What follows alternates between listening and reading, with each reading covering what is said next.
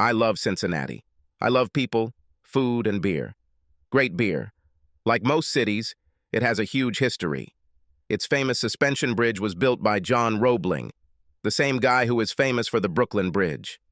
I read a note from my best friend and neighbor, Sammy Wright. Matt, the garage key doesn't work, so you'll have to go through the back door and use the kitchen door to open the garage door. The back door is never locked, so getting in will be easy. These were the instructions Sammy gave me. He was stuck in one of the biggest meetings he had ever had. His company, CMW, was in negotiations to acquire the German company.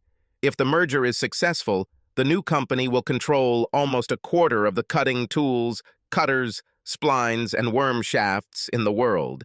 And Sammy will become a very rich man. Not that he has it too bad, but neither do I. I sold real estate and now had 6 offices scattered throughout the city. My name is Matthew, Matt Womack. Since the business plan was Sammy's brainchild, he had to be present at the meeting. He had another meeting scheduled for today. It was with a local BMW dealer where he was to take delivery of a new 740i he had bought for his wife Julia for her birthday. He intended to park the car in the garage and surprise her when they went out to dinner that evening. Since her meeting with BMW was not scheduled to take place ahead of time, he asked me to pick up the new car and put it in his garage. She plays bridge at your house, so it won't be any problem if this happens without her knowledge, he said. I've never driven a 740i before, so I was looking forward to it. Chris, my wife, Christina Womack, told me about the bridge game because it was going to be at our house that week. 4 girls played every Wednesday, and they changed houses. Of course, there was Chris and Julia, plus Kendra Page and Cindy Epstein. That morning, Sammy took Julia's car under the pretext that it needed to be fixed. Chris's car was in our garage, and in Sammy's driveway were 2 vaguely familiar cars that I assumed belonged to 2 other card players. The question was, why were they at Sammy's house? They were supposed to be in my house. Sammy had a road 2 cars wide, so I pulled over behind the car on the left. I entered through Sammy's never-lockable back door. I had just walked all the way inside when I heard loud laughter coming from the kitchen. I froze and just stood there. They were supposed to be next door to my house. The laughter died down a little, and I heard one of the ladies speak. They usually had a couple of drinks on card day, and it seemed this day was no exception. Fine, so we all agree. There was general agreement, and I just stood there. I didn't recognize this voice. I was sure it wasn't Julia or Chris. However, the next voice belonged to Julia. So, here's what we'll do. The voices died down, so it was obvious that they had moved into another room. I rushed to the wall where the garage door button was. There was also a video surveillance button. I knew this because I helped Sammy install it myself. It was not only a video, but also an audio system. He wanted to be able to look after the children wherever they were in the house. There were 3 main control units. There was one in the garage where I was, one in the kitchen, and one in the master bedroom. I opened the wall cabinet that contained the control buttons and turned it on. The first button I pressed was the living room. Nothing. Then the dining room. Nothing. Then the den. Bingo. The camera turned on and I saw the 4 of them sitting at a card table. I just hoped that none of them would notice the red light on the camera, indicating that they were being recorded. I missed some of the conversation, but not much. Just like before, we draw cards to see who comes first, second, third, and then last. Each of us must do something different to tempt him to sleep with us, and we can't offer him money. Everyone laughed. Kendra spoke, laughing. This may be the only way some of them will have sex with Chris. Everyone laughed at the joke. Jesus, girl, with a body like yours, those bastards would pay you. The others agreed. Actually, me too. Kendra's body was the killer. The next voice belonged to my wife. I hope I can do it better this time. But you have to admit that we gave you an A for originality, said another unfamiliar voice. It must have been the last of the 4. After this comment, everyone laughed. Hell yes, Julia spoke. Him going with you to pick up Cindy's sick puppy was a stroke of genius. The way you made the puppy puke on him and then made him strip and shower in Cindy's shower so you could join him was brilliant. Everyone laughed. Fine, it's time to draw cards. Julia said, shuffling the deck. Chris, you go first. The highest card sleeps with him first. Chris pulled out the queen. At least this time, I won't be the last. She laughed.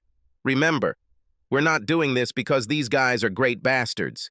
We do it for fun and laugh at their snobby bride, not to mention our hubbies. Besides, Daryl wasn't that bad. The hell with it, Chris intervened. I almost quit the game. He was useless. I don't understand how he and Linda are still married. She must have had someone on her side because Daryl is very bad at bodily matters. Damn. I thought he was pretty good, Kendra said. Cindy laughed. Everyone laughed. But to become serious for a minute, how many more men will we play this game with? As far as I'm concerned, Richard will be my last. Unless he's the best lover in the world. Then I might keep him for a while. Of course not. You know the rules. We met with him for one session, but no more after that. I still say this Richard guy might be my last. Am I the only one who feels a little guilty about sleeping with our friends' men? Asked Chris.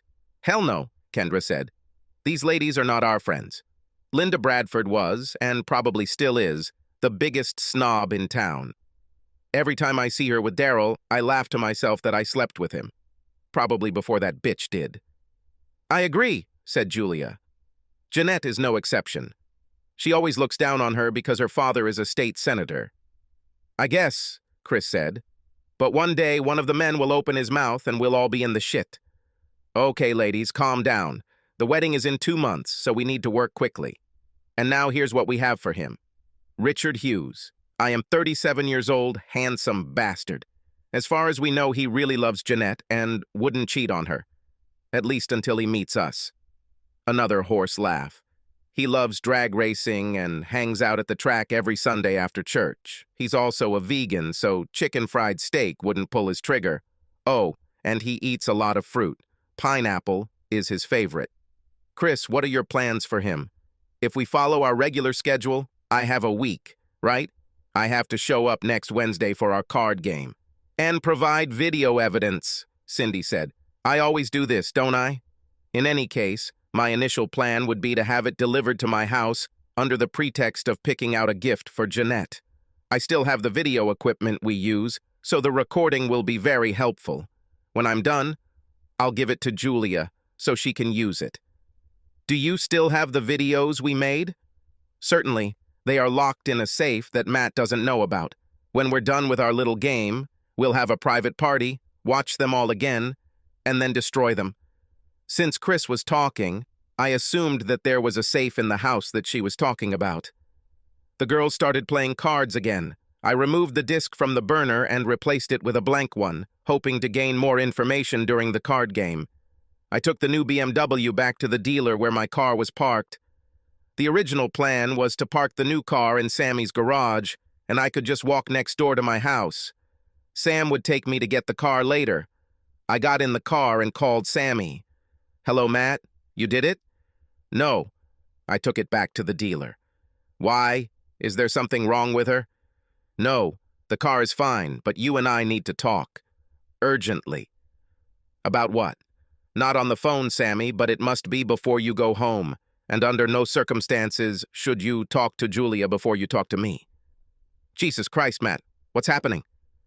Just tell me where and when we will meet. Fine. Come to my office and wait. I'll come as soon as I can. It was almost 5 when his meeting ended. His secretary filled me with coffee and strudel in honor of their German guests. When he entered, he was almost floating in the air. The merger was about to happen, and he was a happy camper. Okay, Matt, what's happening? I thought a lot about how I was going to present what I heard, but I came to the conclusion that the easiest way was to simply play the video. I handed it to him, and he inserted it into his computer. Just as he started playing, his cell phone rang. If it's Julia, don't talk to her, I said. He looked, and it was like that. He turned off the phone and turned on the video. When it was all over, we just looked at each other. Finally, he spoke. What the hell did I just see? And who were these people? Good questions, I said. Now what are we going to do with them? Before we do anything, we need more information. For example, watch the videos they talked about. I agree, I said. That's why I left the camera on and running when I left. We will record everything they say while they are saying it in the lair. In the meantime, I'll try to find the safe Chris was talking about and see if their equipment and video footage is there. If Chris has to cheat before their next card game, I'll have to do something soon. I agree, Sammy said. I left a new car at the car dealership. I didn't know what to do with it. Everything is fine. I'll check tomorrow and see if they take it back. If Julia cheats with other men, I'll be damned if she gets a new car from me. We were just leaving his office when Chris called. Where are you? Do you know what time it is? I'm with Sammy and I'm going home. I'll be there soon. Fine. Love you. I love you too. But I'm not sure how much longer I'll love, I thought to myself. Sammy, do you have a private detective that you use? Yes, what should be done? Could he find out who Richard Hughes is and where he works and all that? Of course, Sammy said. Fine. You know this Jeanette the girls were talking about? Not really. Fine. She and Richard will be married in 2 months. Let's see what a detective can do about it, I said. I think at some point we will have to involve other husbands in this matter. Isn't it? I know. Let's wait and watch the video. I know for a fact that if Chris sleeps with one more guy, our marriage will be over. It's the same with me, and I'm sure other husbands will feel the same. When I returned home, Chris was sitting in our den. She stood up, came up to me and tried to kiss me, but I turned my head and her kiss hit my cheek. She was surprised when I turned my head, but simply asked, "Did you have a hard day?" "Yes. Everything is fine? You look tired." "This is true. I'm going to take a shower and go to bed." "Help is needed?" she asked with a smirk on her face. "Not today," I said. Maybe never again, I thought. The next day was Thursday. I took the day off and she had some things to do. Before she could leave, I started looking for the safe. It took me 5 hours to find it. I didn't stop during those 5 hours and completely combed my entire house. I quickly looked through the garage and adjoining workshop because I spent a lot of time there and I didn't think she would put it in such an obvious place. The most logical place, in my opinion, was her closet, because I rarely went there. I finally found it in the living room fireplace. All 3 of our fireplaces had natural stone inserts. I crawled around the floor looking for anything out of place. A crack in the floor, a small hole in the wall. Something suspicious. I looked at the fireplace several times and saw nothing. And there it was, a tiny scratch on the marble fireplace. This in itself would not have piqued my interest. But the scratch was arched, as if there was something on the axle. I took out the screen and pulled the left end of the fake insert. She moved. I pulled it out as far as I could and saw where a square had been cut into the marble fireplace. There were also 2 holes in the marble floor. At the bottom of the fake log were 2 long metal skewers. I inserted them into 2 holes and felt a piece of marble pop out. I removed the heavy piece of marble and set it aside after looking at the spring-loaded locking device. I leaned over, looked down, and saw the safe style. I sat down on the floor and stared at the fireplace. My body was shaking.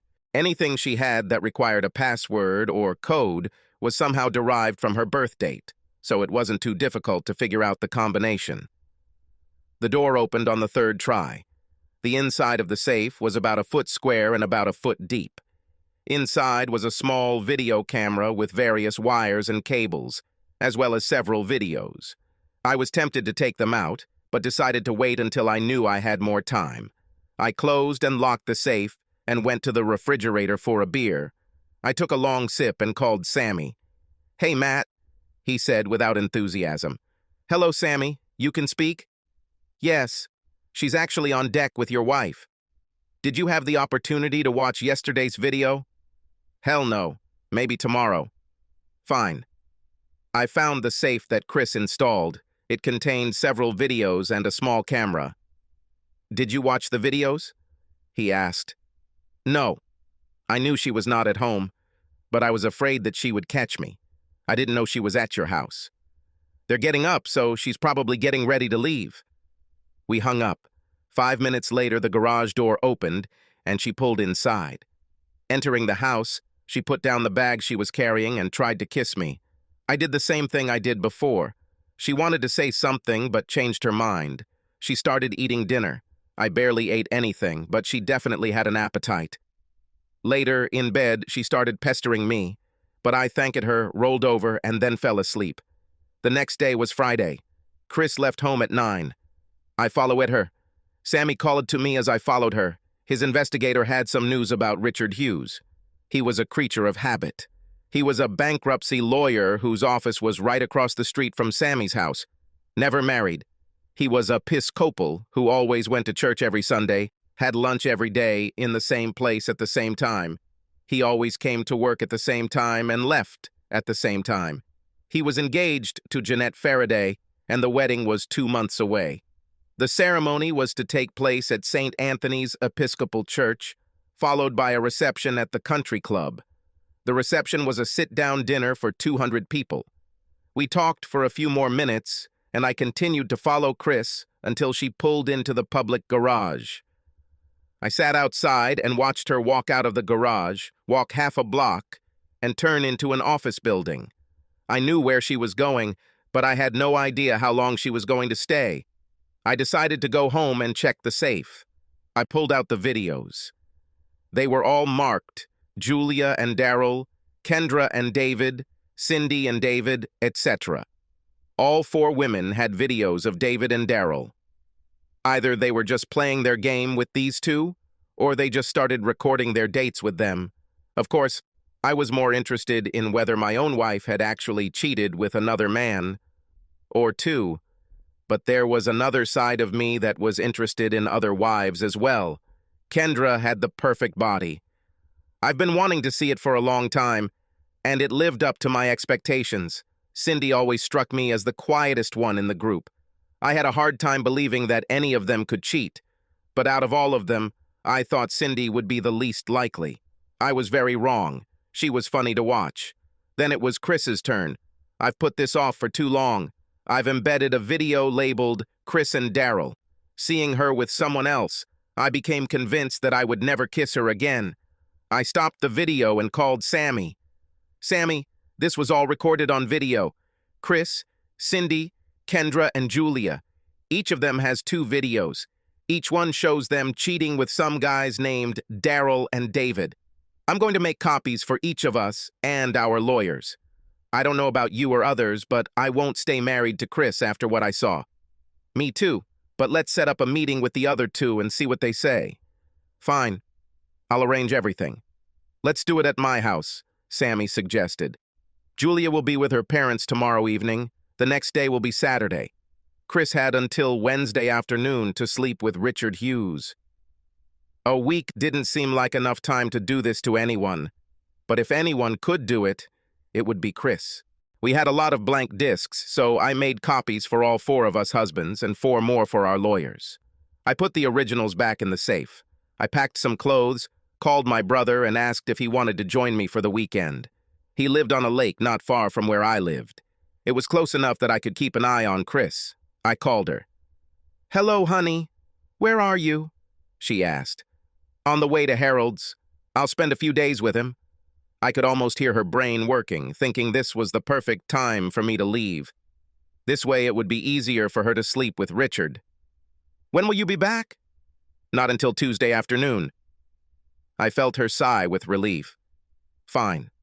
Have fun. One of 2 things had to happen. She was going to cheat on Sunday or Monday. My bet was on Monday. She will meet him in a restaurant, make him an offer he can't refuse, and take him to our home. Most likely she made first contact with him when I followed her into the city center. She would have done this when she arrived at his office building. She could have met him on Saturday and, of course, on Sunday at the races, which he always attended. Meeting him on Monday wouldn't be that much of a stretch. I went to my brother's, and we drank beer. After the second one, I brought him and his wife up to date. I called the other 2 husbands and told them we had an appointment at Sammy's the next day. Their names were Jeff and Tommy, and they were married to Kendra and Cindy, respectively. When we got to Sammy's house, he brought each of us a beer.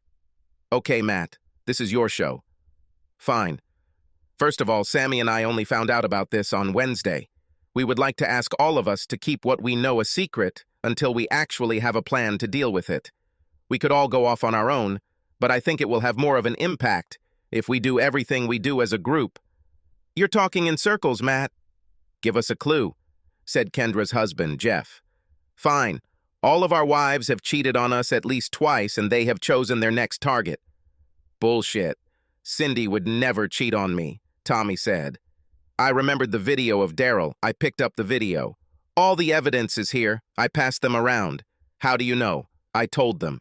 I ended with the words, apparently, they pick some bride-to-be that they don't particularly like, and they all sleep with the potential groom, and they do it for the crap and the giggles. Now I know I'm going to divorce Chris, and Sammy is going to divorce Julia, but we don't know anything about you guys. This is still new to you, and you need time to digest it. All we ask is that everything we do together. This means you don't tell wives that we know what they have done or are planning to do. Chris must sleep with Richard Hughes before Wednesday and record it to prove to others that she did it. Then it's Julia's turn, and she has a week. Then Kendra, who also has a week, and finally Cindy, who also has a week. I believe Chris is going to do this at our house on Monday. She will set up her camera, but I will too.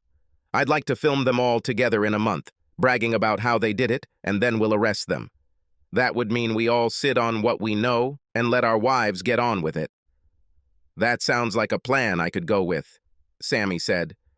But Tommy, you will have the hardest time waiting all this time. What do you think? Tommy waved the 2 discs he held in his hand. I'm going to wait a couple of days before I look at it, then I'll decide. Fair enough, I said. But if you decide you can't wait, let us know before you do anything. We'll be done. Since we already have a video of how they cheat, why are we waiting? Why don't we confront them now? Asked Jeff. We could, but I think we would have the biggest impact on videos of them gloating about how they cheated on their stupid husbands for fun. We adjourned the meeting and all went off to deal with the same situation in 4 different ways. I stayed at my brother's house until Monday morning and went home. Chris wasn't there, so I looked in the safe to find the missing camera. I went into our bedroom and imagined the angle at which she was holding the camera. And so it was. I looked around to decide where to put the camera. I put it there. If I was right, she would have invited him there that same day. I tried not to let Julia see me because she and Sammy live next door. I went out and sat on the road, waiting. At 2 o'clock in the afternoon, 2 cars drove down my street. The first car belonged to Chris, and she opened the garage door, then motioned for the second car to come into the garage. He left and she closed the door. Like I told her, I was home on Tuesday. While she was taking a shower, I looked and her camera had disappeared. Mine was still there, so I took it off. In bed, she tried to pester me, but I directly told her that I was not interested. Why isn't it interesting? She asked. Do you get it anywhere else? I looked at her. No. And you? She turned 10 shades of red, punched the pillow, and slammed her head against it. I waited about 10 seconds before asking, Well? Are you getting it somewhere else? Fuck you, was her answer. Oh, you're allowed to ask, but I'm not. This is all? I said, screw you. I laughed. She jumped out of bed, grabbed the rumpled pillow, and left. Kendra and Jeff were supposed to be playing cards on Wednesday. Jeff had the same monitoring system as Sammy. She filmed in any room where there was movement, except bathrooms. After the game was over, Jeff took the video and we all went to his house to watch it. It all started with Chris bursting into the room, waving the video in the air. She gave the video to Kendra, who inserted it into her car. We couldn't see it, but we certainly heard and saw the girls' reactions when it played. Julia had until next Wednesday to repeat everything, and she had already started working on it. She made an appointment as a client and planned to meet with him again the next day. Damn, I've had the hardest time, Chris said. I only had a week. Julia is already working on it, then Kendra has even more time, and Cindy is the last one. It won't be hard for either of you to force him because, like most men, he's a hound. The problem will be that Jeanette will try to hold him back. Which brings us to now, Chris said. This was my last game. It was fun, but I just don't want our luck to run out. Besides, Matt hasn't touched me in a couple of weeks, and I'm worried. Maybe he gets it somewhere else. That's exactly what I asked him last night. What did he say? He said, "No. What about you?" Oh, shit. What did you say? Nothing. I went to bed in the guest room. This started the conversation about stopping. Chris talking to me made them all scared. Julia and Kendra wanted to stop immediately, but Cindy wanted to continue. Chris agreed with Julia and Kendra that the game should end immediately. Cindy reluctantly agreed. All four husbands decided to contact the same lawyer and not wait any longer. Tommy knew one of them and arranged for us all to meet him together. Chris tried several times to make amends, especially over the weekend, but nothing worked. Finally, on Monday, she asked me why I didn't want to have sex. Because you never answered my question. What question? You asked me if I could get it anywhere else, and I said no. I asked you the same thing, and you just said, "Fuck you." You never answered. I'll ask you again. Do you get this anywhere else? No, I'm not going to, she said, with a straight face. I think that was an honest answer because she hasn't gotten it anywhere else since she left the game. But I wasn't going to let her off the hook that easily. When did you stop? She just stared at me. Fuck you, asshole. Of course, I won't get anything from you. Maybe I'll go somewhere else for this. I'm sure this won't be the first time, I shouted after her as she ran out of the room. She stopped, turned, looked at me, cried, and left. I watched as she went next door to Sammy and Julia's house. The next week we didn't say a single word to each other. The four of us met with Tommy's lawyer. He sat stunned as we told our story. This is a first for me, he said, and probably a first in the state. We're about to make legal history. To hell with history. We just want a divorce. Okay, he said. Give me a few days to collect all the documents, and we will serve them all at the same time. Everything should be ready for their next card game on Wednesday. This is fine. We all agreed that it was, and we all wanted to be there. At the meeting, I learned that silence was the order of the day in the other three houses. Both Sammy and I caught snippets of conversation between Chris and Julia. They were both bothered by our silence and lack of passion. They admitted that ending their game was probably a good idea. It was the following Wednesday when the shit hit the fan. The girls gathered at Kendra and Jeff's house for their weekly game. They grabbed their drinks and took their places at the card table when four husbands entered, accompanied by a fifth man. What are you guys doing here? Chris stammered. We all have gifts for our loving wives, Sammy said. Mr. Davis, would you do us the honor, please? With pleasure. Mrs. Kendra Adams? It's me, Kendra said, taking the envelope. Don't open it until everyone has been given away, Mr. Davis said. Mrs. Cindy Lawson. Mrs. Christine Womack. It's me. And Mrs. Julia Wright. Okay, now you can all open them and congratulate each other. You've all been served. Enjoy your card game, ladies. Kendra spoke first. Jeff, what the hell does this all mean? It's about Daryl, he said, tossing her a video that said Kendra and Daryl and David. He threw another video. Do I need to say anything else? All four of us were begging, sobbing, moaning, and crying as we walked out. I was sitting in the office watching TV when she came in and sat down in her chair. How long have you known? Long enough. Can we talk about this? No.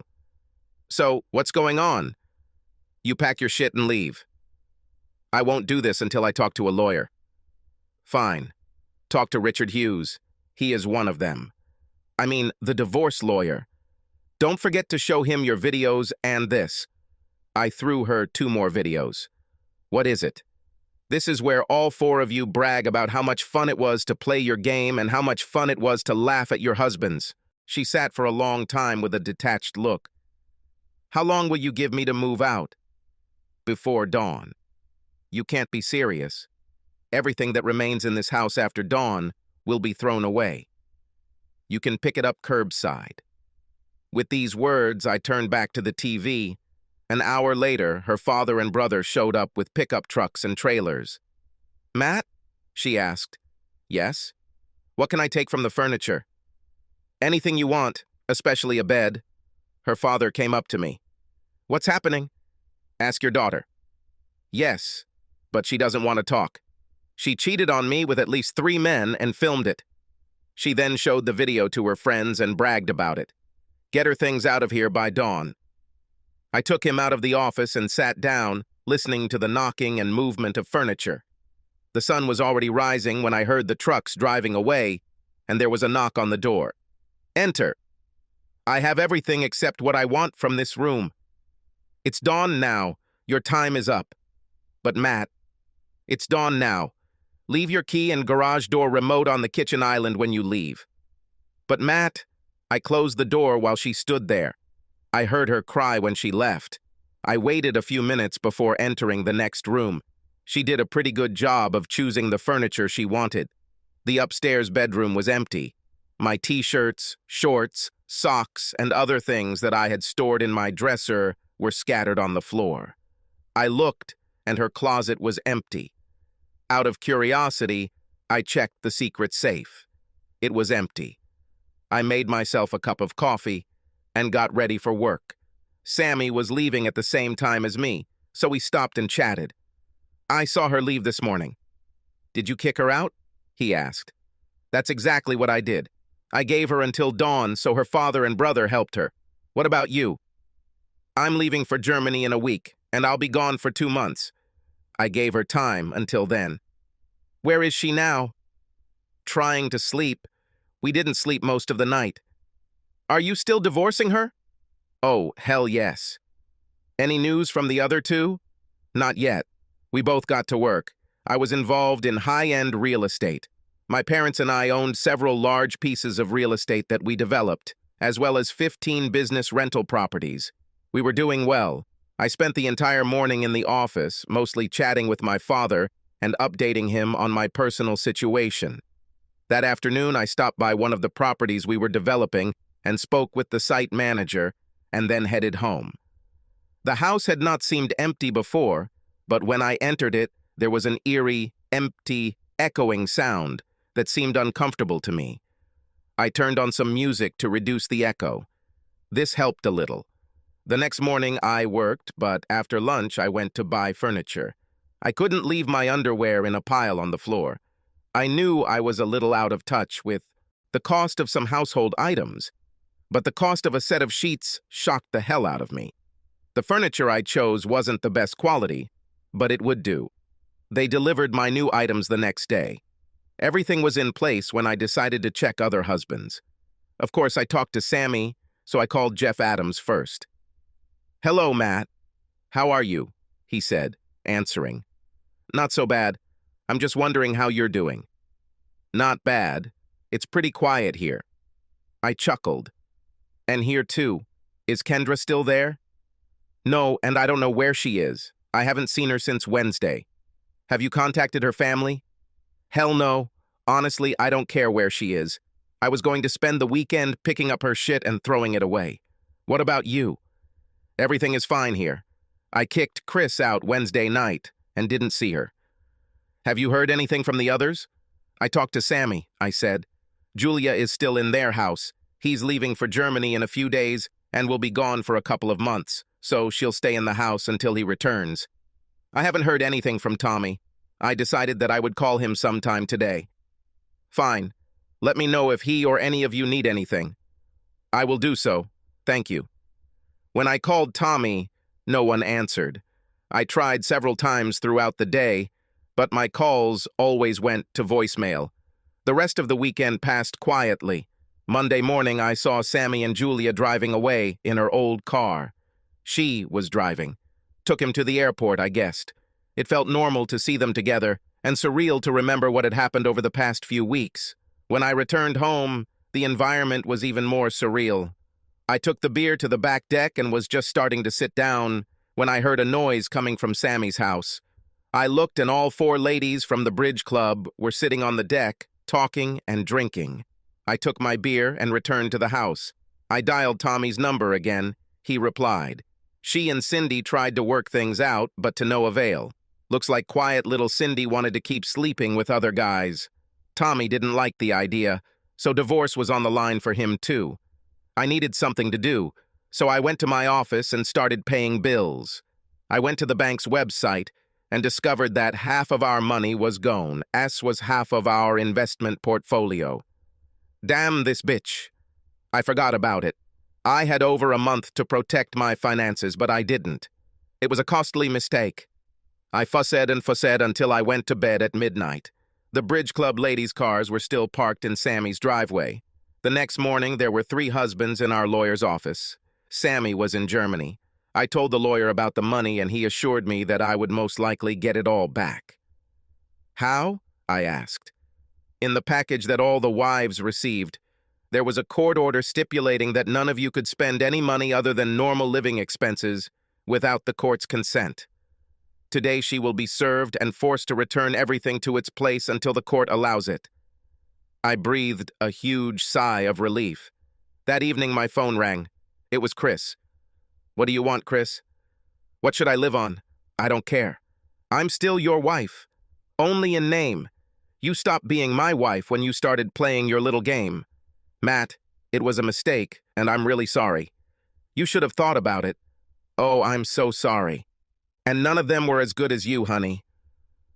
Let me go home and talk. No way in hell. You can continue to live with your parents. I won't stay with them. I'm staying with Julia. What are you doing? I'm staying with Julia. Does Sammy know? He's in Germany. Why should he care? I laughed out loud. Give me the money back, Chris, or I'll throw your ass in jail. I ended the conversation. The money was returned the next day. My life went on. Sometimes I would see Chris next door working in the yard, washing his car, or just messing around. She never spoke, and neither did I. It's time for the first meeting. It didn't do her any good. The videos were her downfall, and she knew it. The best she could get was a little alimony and nothing more. Her lawyer fought everything he could, and my lawyer fought back. We won, and everything was settled. The rest were the same. Sammy flew to the first meeting and found out that Chris was living in his house. He let her stay. He's a much nicer guy than me. We all had divorce hearings with the same judge on the same day. The newspapers caught wind of it, as did the television stations. The courtroom was crowded with journalists. It even became national news and was big news for a week. Several reporters dug deeper into the story and learned about the sex games at the Bridge Club. This made the case even more scandalous, especially when 3 men were exposed. The logical conclusion was 3 more divorces and new news reports. Before their little sex game was interrupted, none of the 4 wives needed a job, but divorces changed that.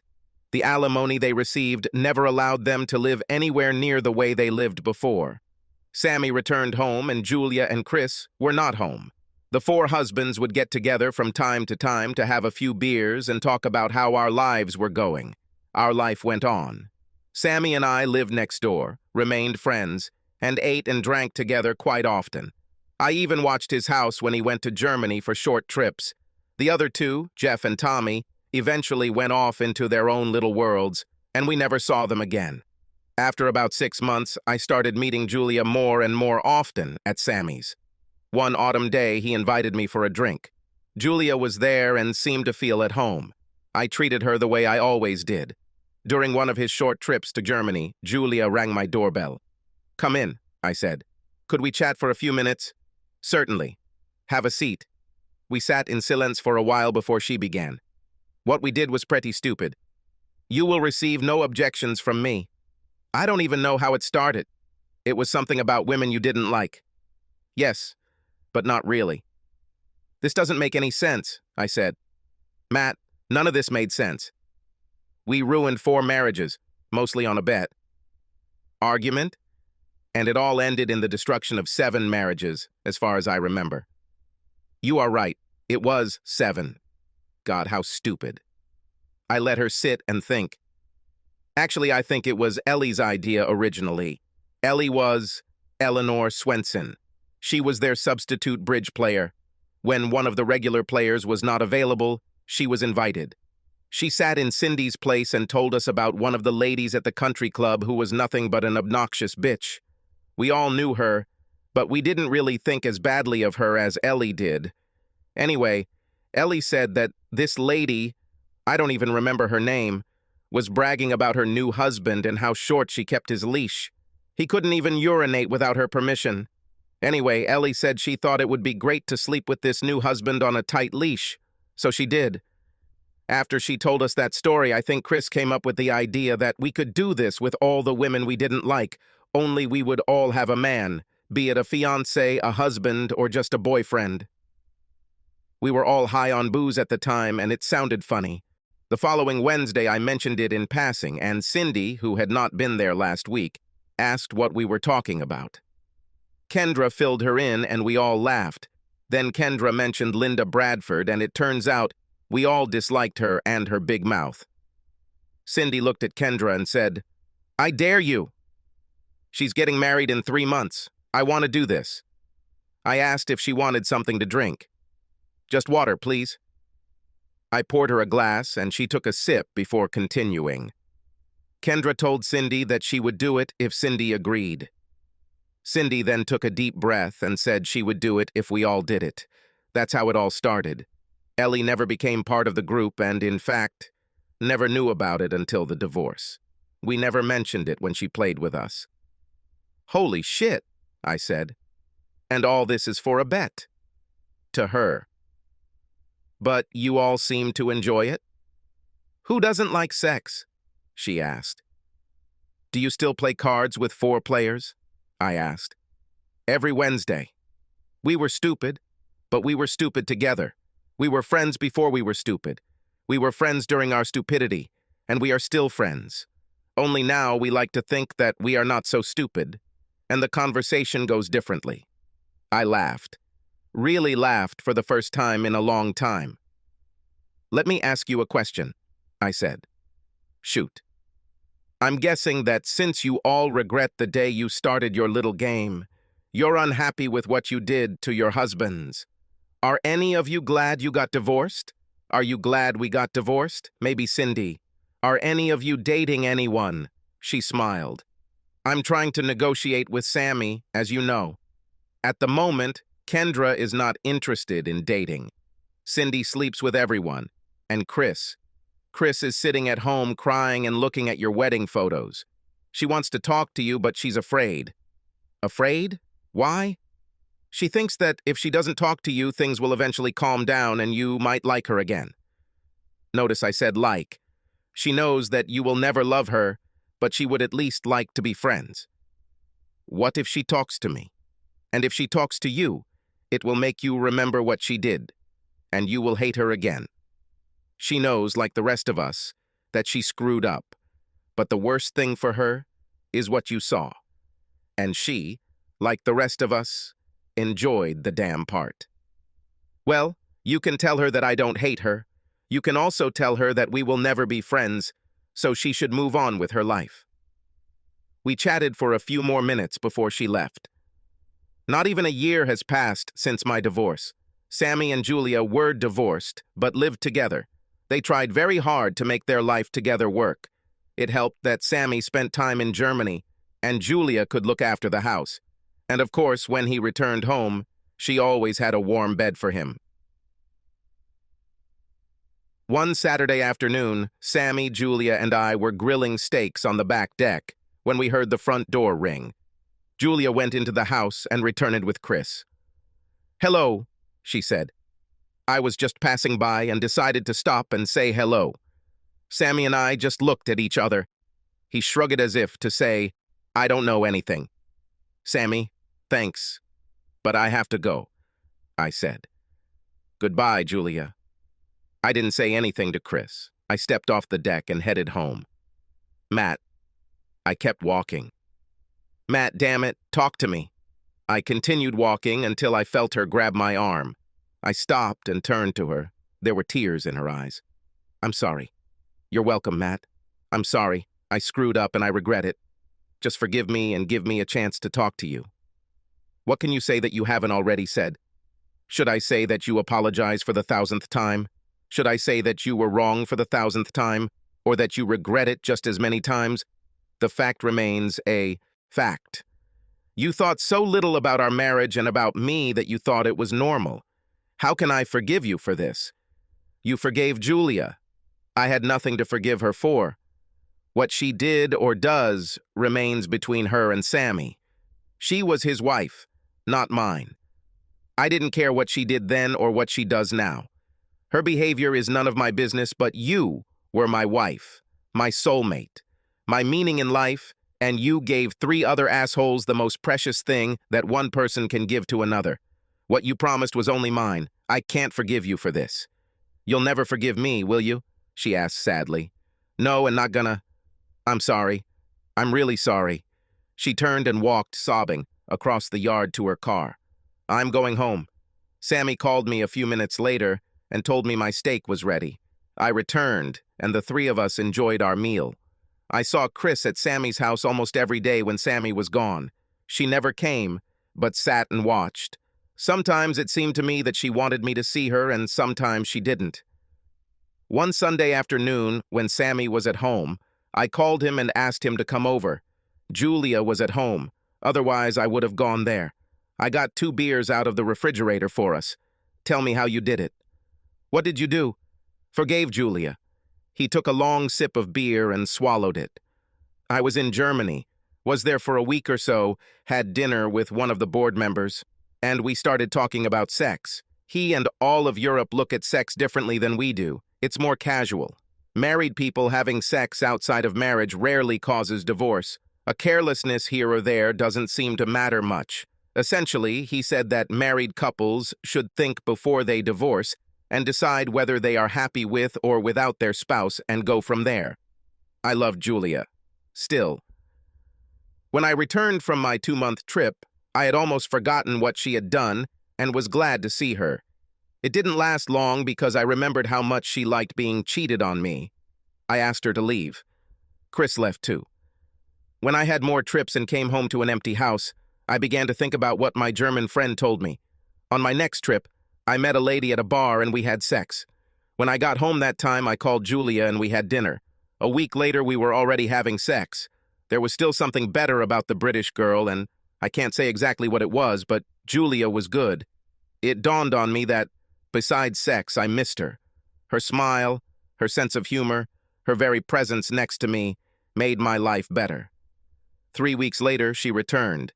It's similar to how it was when we were married, and I found that I rarely thought about her with other men. What if she does it again? I asked. Yes, that's the rub, he said. I couldn't bear to have my heart broken again. I will probably then move to Germany and run my company from there. Maybe I'll get used to the European way of life. He simply said that Julia was good in bed, but I remember him telling the husbands that she was probably the worst of the 4 wives. Maybe his renewed love for her, and that's what she seemed to be, was compensating for something like a grade on the curve. Over the next 2 months, I thought long and hard about what Sammy said and even started calling Chris 3 times, but I just couldn't pull the trigger. One evening, Sammy, Julia, and I went out to dinner. I wanted to talk to both of them about this forgiveness they had. We were halfway through dinner and Sammy was telling me how he struggled with forgiving Julia. It wasn't easy, but I think I finally did it, he said. Julia leaned over and covered his hand with hers. And don't think that it was easy for me to forgive myself, she said. I'm still struggling with it. It was, without a doubt, the stupidest thing I've ever done. Both Sammy and I agreed with her. I excused myself and went to the toilet. When I returned, a man and woman were approaching our table. They held hands. I reached the table just in time to hear Chris's voice. Hello, Sammy, Julia. It was nice to meet you here. Hello, Chris. We're here with Matt. She let go of her boyfriend's hand. Matt? Where is he? Right here, Chris, I said. She turned to face me. Who is your friend? I pointed her out to her date. This is Jim. He is my friend. It's good to have friends, I said, sitting down, putting a napkin on my lap, and starting to eat the food that was brought while I was in the toilet. Well, maybe we should go, Chris said, looking straight at me. Sammy and Julia said goodnight to them. I took a sip of wine. Her being on a date pretty much answered my question about forgiveness. I nodded. We ended dinner without mentioning Chris or her beau. I don't know what I expected, but Chris took every opportunity to beg me to forgive her and bring her back to try again. While dating, she apparently refused any reconciliation with me. I hadn't dated anyone since my divorce, but after that dinner, I decided it was time to do so. Dating might not be the right word. I didn't want a date, I wanted sex. And the first thing that came to my mind was Julia's comment about Cindy. I remembered how wild she was in the video and was tempted, but decided not to. I didn't need a social illness. I also ruled out Kendra as a possible sexual partner.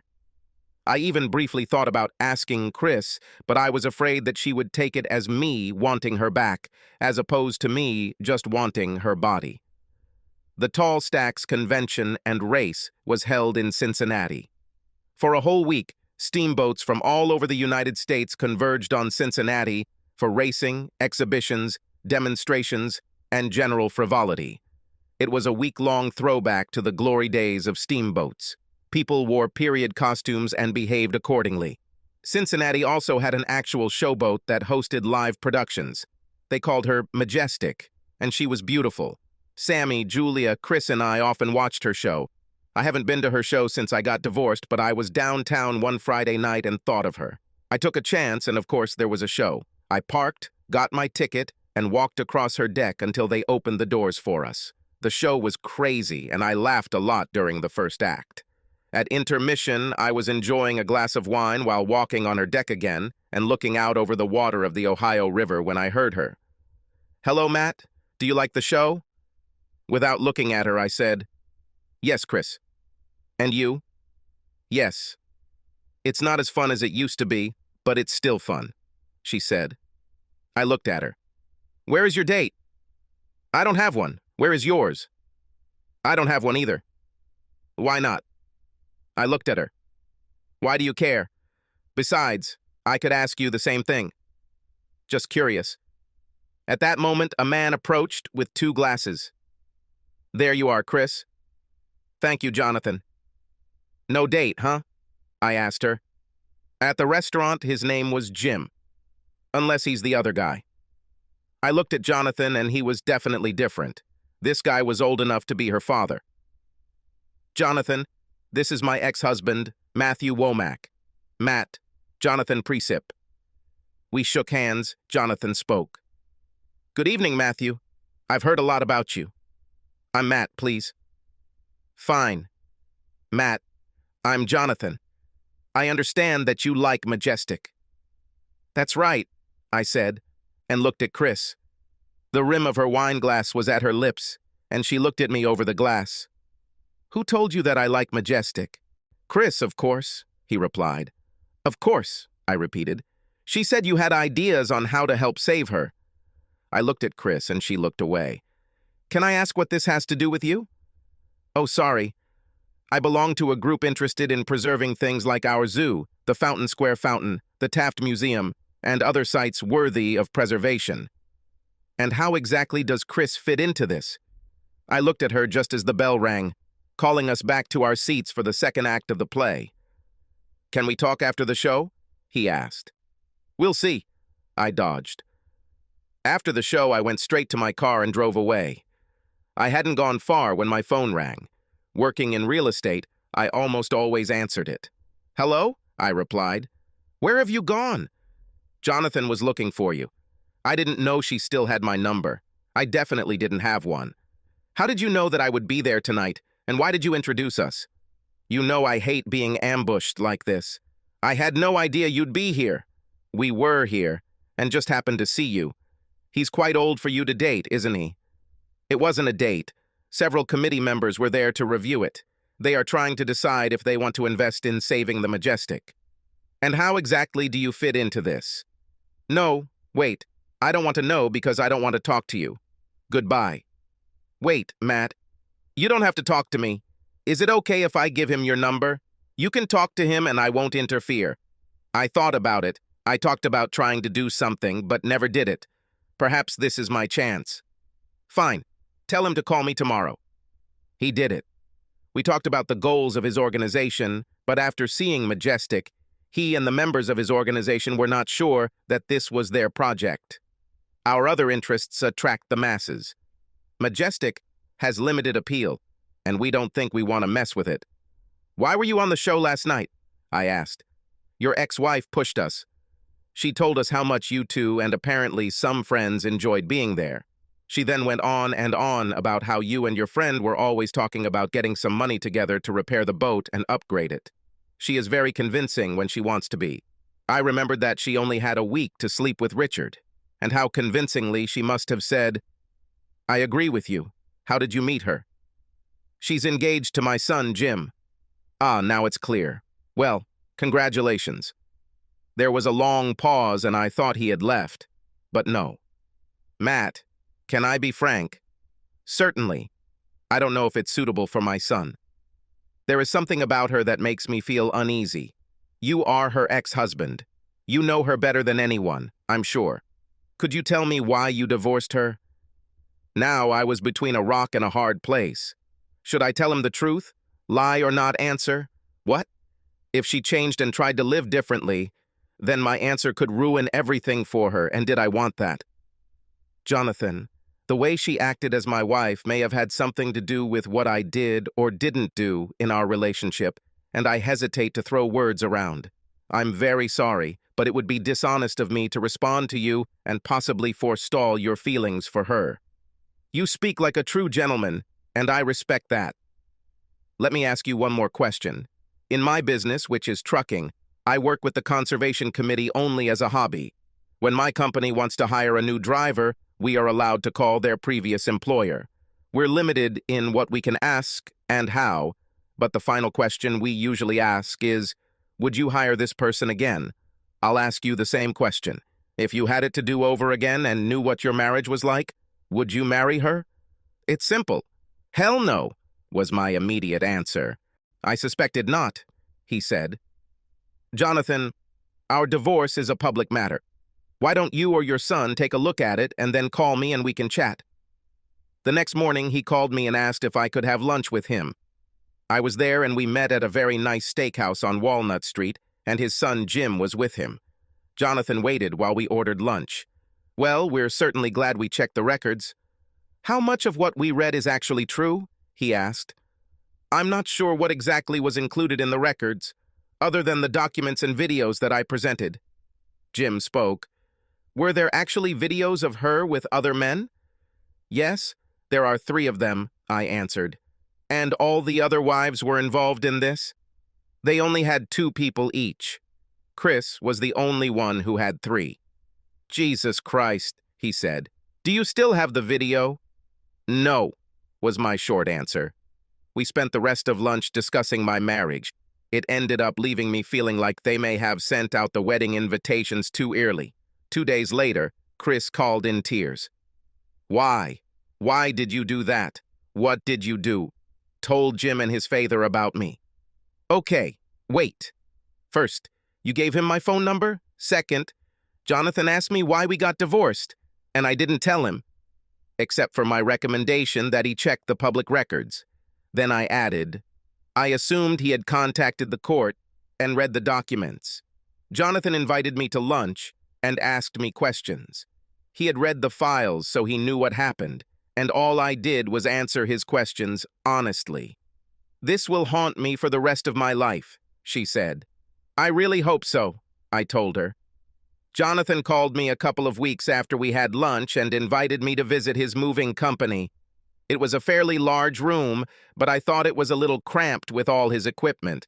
We shook hands, and he invited me into his office. Chris wasn't a happy camper when Jim broke off their engagement, he said. I had this feeling when she called me and accused me of telling about her, I told him. You didn't tell. We read about it. Anyway, that's not why I invited you here. She, Chris, told me that you are in real estate. Is that true? This is true. Good, because I need to expand. This place is too small. He called the secretary. Joni, ask Trish to come here, please. Then he turned to me. Trish is our money lady.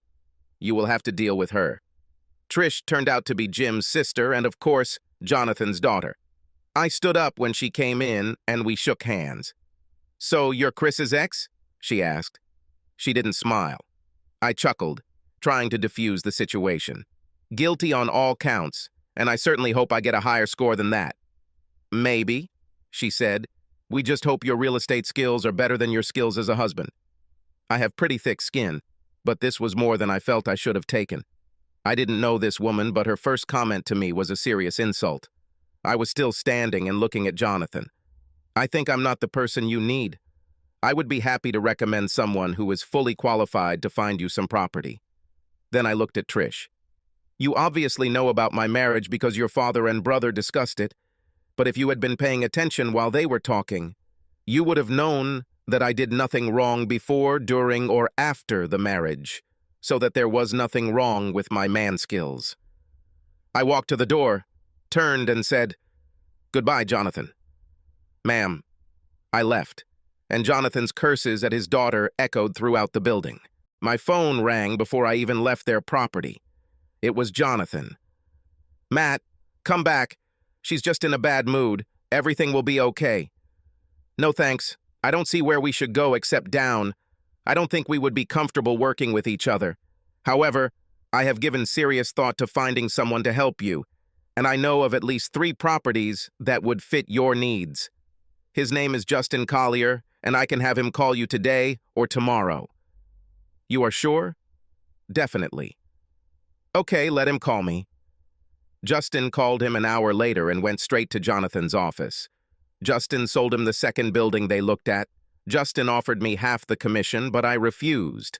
Justin told me that when he met Trish, she was very remorseful and asked him to apologize to me for his behavior. A week after they closed, I was sitting at my desk.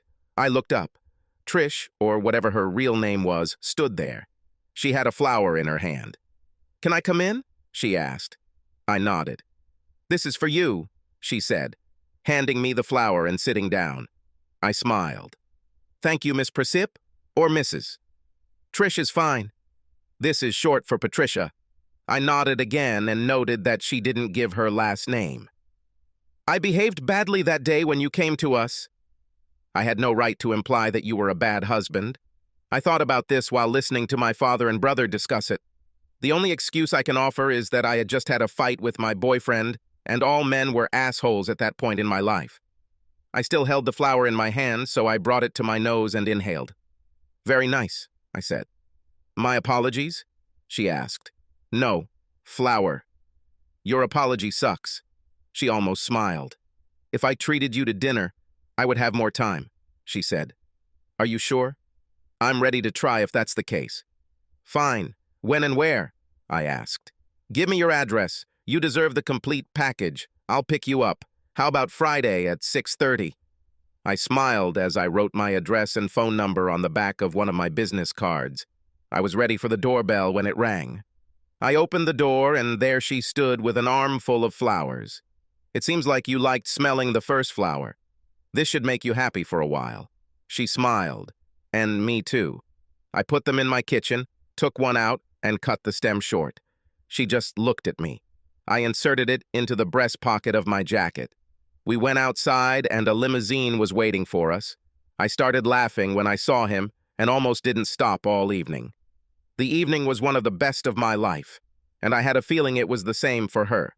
Neither of us had any desire to eat our fill, but we enjoyed the wine and each other's company.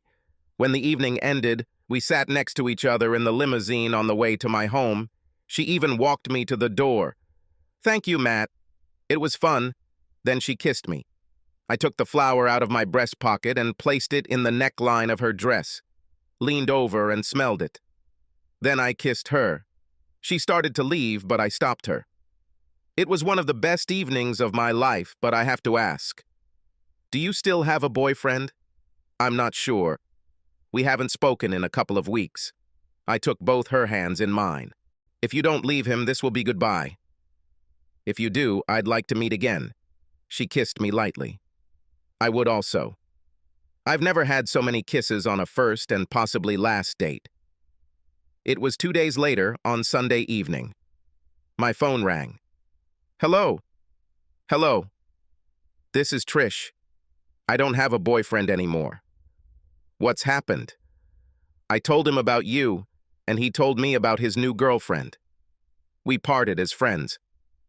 In that case, would you like to have dinner on, say, Wednesday night? I asked. She laughed. What if I get hungry before Wednesday? It was my turn to laugh. What's the earliest time you'll be hungry? I'm already hungry. When she told me this, I actually laughed. Are you sure? I asked. Absolutely, came her answer. Okay, but you won't have a limousine. Just bring me a flower, she said. I was on my way less than an hour after she gave me her address. I needed to shower and shave before leaving, so I went into the kitchen and picked up one of the flowers she brought me 2 days ago. The first thing she asked for when I arrived was her flower. I handed it to her and she immediately hid it in her blouse where the top button was fastened. I noticed that the button was at the peak of the bulge of her breasts. I decided that I would smell him before the night was over. It didn't take us long to eat, and she invited me for a drink. There's a little place not far from here that serves great booksy. Would you like to go there? What is this place called? Chess Trish, she said. Not bad, I said. We laughed, drank, and even danced until 1 in the morning, and I decided that it was time for me to go home. I had no intention of doing anything that would embarrass her at this early stage of our relationship. I walked her to the door and we kissed. Then we kissed again. Then I leaned towards the flower and took a deep breath. I reached out and took the flower, being careful not to touch anything other than the flower. I took it in my hand, looked into her eyes, and kissed her again. I felt her shudder. I smiled, wished her good night, and went home. We had just started our 2nd month of dating and were having dinner at a restaurant. Cincinnati, like every other city in the world, has some great restaurants. We went out at least 3 nights a week, and every weekend except the previous one. Our dining experiences have gone from Chili's in Cincinnati to Michelin-rated restaurants and everything in between.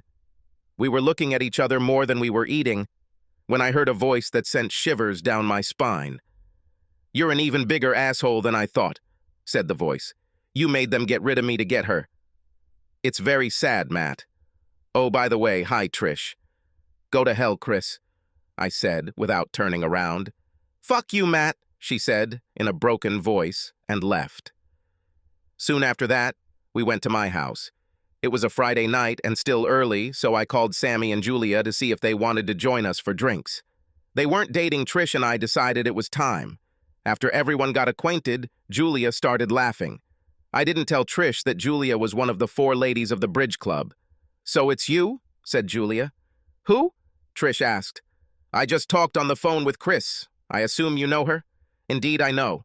She was engaged to my brother. She told me that she saw you together. Yes, indeed, Trish said.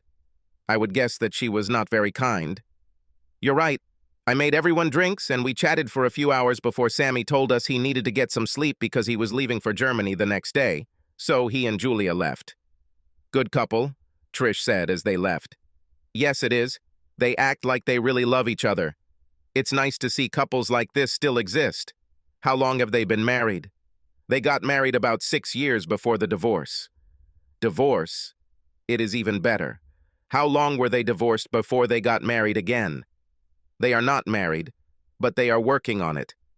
Why did they get divorced? Do not tell me. Sammy cheated. I laughed. Sammy? No. You mean she did it? I wouldn't have believed it in a million years. I brought her up to date. Oh my God. I still don't believe it. Why did he take her back? You said it yourself. They act like they're in love. And they are. They are working very hard to overcome what she did.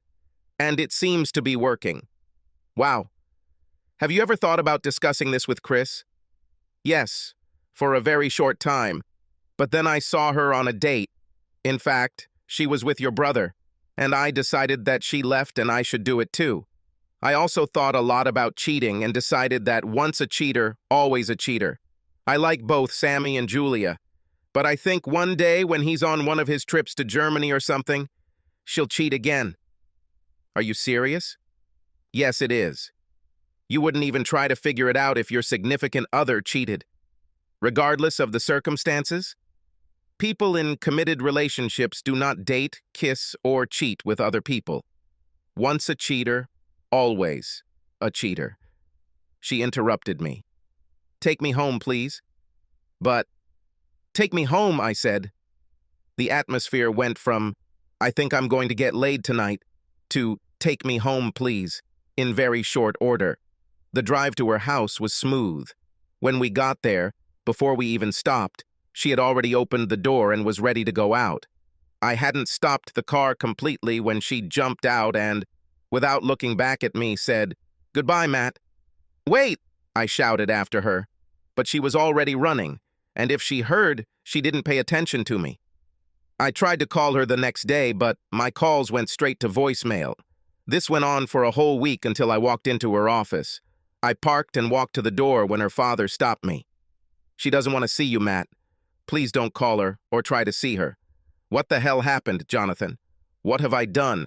"You didn't do anything. It was her." "What did she do?" "Just stay away from her, please." I looked at him and left. She and I haven't seen or spoken to each other for over 3 months. I dated a couple of women along the way and hooked up for the first time since I got divorced. I began to return to my usual routine. Plus, I grew a beard. I never had one, so I grew it just like that. There was a woman to whom I showed a very nice luxury house. It turns out she likes beards. She was recently divorced and was looking for a new home to live in. She also wanted sex. I've adapted it for both of these things. I had never slept with a potential buyer before. She looked at the house 3 times, and I was starting to think she wasn't going to buy it. This was our 4th trip to see the house. She was sitting in my car, and we were almost to the house when she spoke. "Matt, I don't need to see this house anymore. I'm going to buy it." She was about 10 years older than me, but I didn't care. When we got there, I opened the lock on the door, took out the key to the front door, and put it in my pocket. This will tell someone else that the house has been shown or used. We headed straight to the bedroom. Her name was Ruth, and she loved sex. We had no love, no emotions, no affection, only sex. I fucking loved it. Shortly after, I was looking at properties and decided I wanted some Cincinnati chili. I pulled into the parking lot and realized that this was the first stop Trish and I had stopped at together. I decided to stay anyway. I walked up to the counter, placed my order, and sat in a booth. Before I could do that, my order arrived and I started eating. I was eating, trying not to get the chili in my beard, when 2 women came in and, like me, had placed their orders and found an empty seat. One of them was Trish. She looked straight at me and I started to say hello, but apparently the beard confused her and she didn't recognize me. They were sitting 3 booths away from me. I stood up and went to the soda machine to get a Coke. I then grabbed my chili and headed to the booth right behind them. They were talking and did not pay any attention to me. The woman who was with Trish spoke very excitedly. It was the most romantic thing.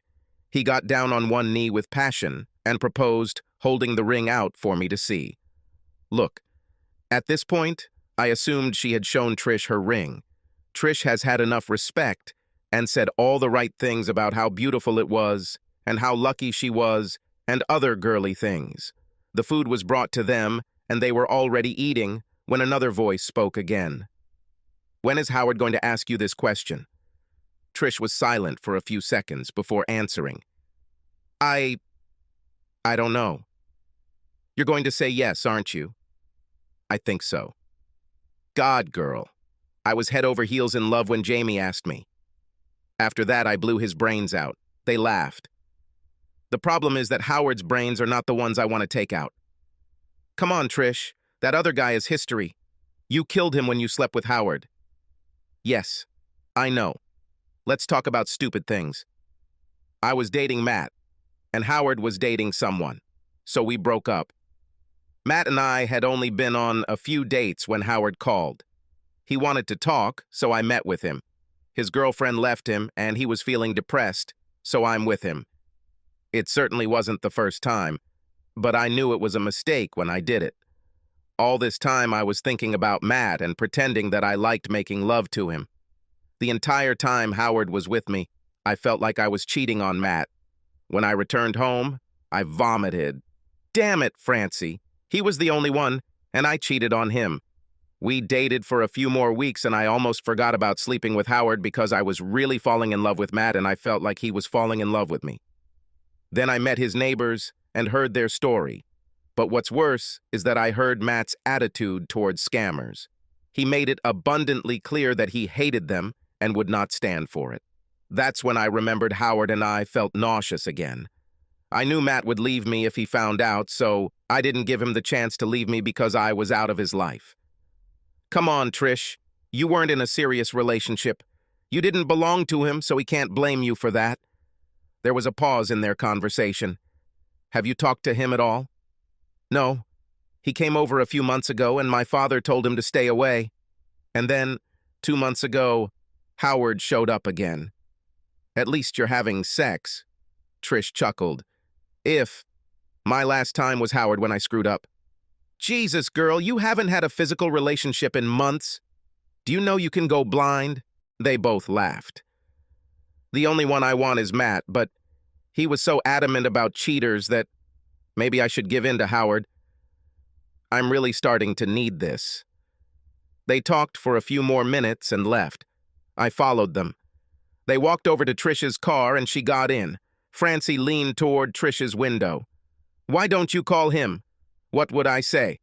The truth. You can't be any worse than you are now. I will think about it. Well, that was an interesting few minutes, I thought. I drove home and immediately went to the next house to talk to Sammy and Julia. Sammy wasn't home, so I lashed out at Julia. You really like this girl, don't you? She asked. I think yes. Things were going pretty well for us until she left. I haven't seen her until today. You never found out why she left until today? Absolutely right. But you are thinking about forgiving her. Yes, but you haven't forgiven Chris. Chris was my wife when she cheated.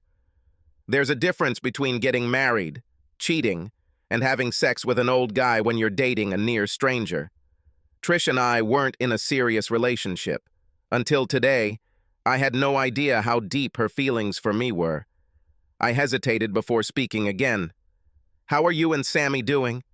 She didn't hesitate. We have our difficulties, but I think we can handle it. We both know the saying, once a cheater, and so on. Especially me, but we never mention it. I love Sammy and would be completely lost without him. Every day I see in his eyes the pain I caused him, and my heart hurts, my soul cries, and I redouble my efforts to show him that he was right, forgave me. If you gave Chris a chance, she'd be the same. But now she has a new boyfriend, so she's moving on. Good for her. We were sitting, so I stood up and walked over to her. I took her by both hands and lifted her up. I'm glad it's working for you and Sammy, and I know you regret what you did. I see it every time I see you look at him. Either I'm not as strong as him, or I wasn't as in love with Chris as I thought. In any case, we will never know. I hugged her. Now I understand why he loves you so much. It's easy to forgive you. She hugged me, then kissed me on both cheeks, and I saw tears in her eyes. You cry a lot, don't you? I asked. She nodded. I'm crying because I was stupid. I'm crying because I hurt Sammy. I'm crying because I'm so lucky that he loves me. And I'm crying because I want you to be happy, whether it's with Trish or with someone else. I got out and headed to the next house. I knew what I wanted to do and started doing it. I took out my phone but didn't have time to call because it rang. I looked and it was Trish. I took a deep breath and replied, Hello. Hello, Matt. This is Trish. Can we talk? About what? How did you just walk away and leave me without telling me what I did wrong? Oh my God, you didn't do anything wrong. It was me. I did it. What did you do? Just not on the phone, please. I can come to your house or you can come to mine. When? Now. I can do it in 2 hours at my house. Fine, in 2 hours. See you then. Thank you. I ran out and bought her flowers, then took a shower and shaved my beard. She knocked on my door exactly 2 hours after she called. I opened the door and my heart started beating faster. Hello, Matt. Trish, come in. Can I get you something to drink? A strong drink of any kind of alcohol, she said. I poured a generous amount of bourbon into the glass and handed it to her. I enjoyed it. I knew why she was there and I knew what I was going to do, but she seemed scared. I remained very tense, which did not make things easier for her. Please sit down. I pointed to the sofa. She sat down, took a long sip of bourbon, and made a face. Then she did it again. I did something really stupid, she began. What have you done? When? Months ago. Oh, that's around the same time you left me. This time she took a small sip and shook her head. It was a couple of months ago. We just started dating. What did you do there? Oh my gosh, this is harder than I thought. She stood up. You and I have only met a few times. She stopped and took another sip. My ex-boyfriend wanted to see me. She stopped, put down the glass, and headed towards the door. Maybe I should do this another time. No, I said, grabbing her hand. You started it now and finish it off with this. You'll hate me. No. She took a deep breath. I slept with my ex-boyfriend, so I said it. And now I'll leave. I know about this, and you won't go anywhere. At least for now. Her eyes became huge. What you said? I said you weren't going anywhere. She interrupted me. Not this. Now I was playing with her. Oh, this. Yes, I knew about it. You knew? Why did you sleep with Howard? Yes, I knew. The fact that I knew she slept with him was a surprise, but the fact that I knew his name was a big shock. Her face turned pale and her eyes became huge. How do you know? It does not matter. What matters is, are you ever going to do this again? No. God, no. When he asks you to marry him, what will you tell him? She just looked at me, knowing that she slept with him and knowing his name was huge, but knowing that he might propose to her was more than she could bear. She stood shaking her head in complete disbelief. I laughed internally and repeated my question. Well, what are you going to tell him? I'm going to tell him, he's not going to ask, how did you know about this? I told you it doesn't matter. Fine. Now you can leave. I walked her to the door, opened it, and pushed her out. I just stood there and waited. It took a little longer than I thought, but there was another knock on the door. I waited and let her knock a few more times. I opened the door. Oh, I thought you wanted to leave. No, I don't want to leave. I want to know how and when you found out about Howard.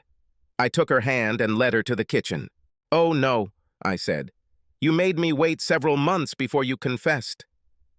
I'm going to wait that long before I tell you. Does this mean that in a few months you will want me around? She looked into my eyes. There were tears in her eyes. I took the flower and handed it to her. The stem was wet, but she didn't pay attention to it. I raised my head and kissed her. Would you like to be here in a few months? I asked. Months, years, a lifetime. Wherever you are, there I will be, if you let me. We kissed. I took her hand and led her to my bedroom. Do it as if you love it. I had never heard that expression, but it seemed appropriate, and I did it because I loved it. We spent the rest of that evening and all night as if we were in love with each other. The next morning we got up early and showered together. She didn't have a toothbrush, so she used mine. I have never allowed anyone to use my toothbrush. My master bathroom had 2 sinks. I was with one, and she was with the other. I smiled. When she started brushing her teeth, I just watched. When she was combing her hair, it was interesting to watch. We both had to work that day, and she had to go home to change and do her makeup. Are you free at lunchtime? I asked, opening the car door for her. She took the flowers I gave her the day before. She brought them to her nose and inhaled before looking at me with a wide smile. Absolutely right. At what time? 11:30? I'll pick you up. She nodded and kissed me. I watched her drive away and didn't notice that Julia was standing next to me. So, everything seems to be all right between you two, she laughed. I hugged her. If your husband weren't looking, I would kiss you. I told her. Fuck him. She laughed again. Kiss me anyway. I did it. On both cheeks. This was 5 years ago. Trish and I have been married for 4 of those years, and I have never been happier, and neither has Trish. Sammy and Julia got married 4 months after us. They are our best friends. No one seems to know or care where Chris is. I give Trish flowers at least once a week, and neither of us gets tired of smelling them, no matter where they are on her or my body. Subscribe to our channel so that your second chaff doesn't cheat on you, and go ahead and listen to the next story, because this story is nothing compared to the next one.